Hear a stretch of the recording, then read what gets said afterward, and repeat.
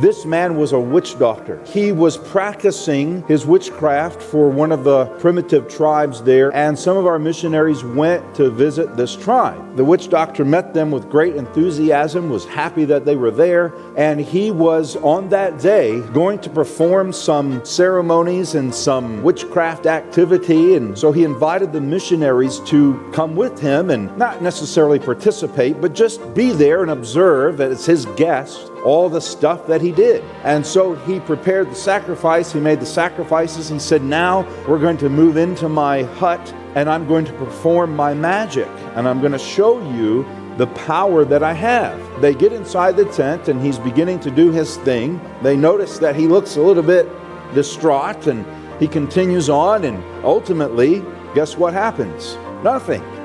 And he says, for some strange reason, my magic, my powers are not working today as they normally do. They looked at each other and kind of smiled, and he said, maybe you know something I don't. And they said, well, we believe we know the reason why your powers are not working today as they usually do. And he said, well, why would that be? And they said, because simply there is one here with us who's greater than his son Jesus Christ. And the man said, well, tell me more. He received into his life the hope of Christ, and his life was transformed, both him and his wife. And that man now is looking forward to the second coming of Christ with great hope and great joy.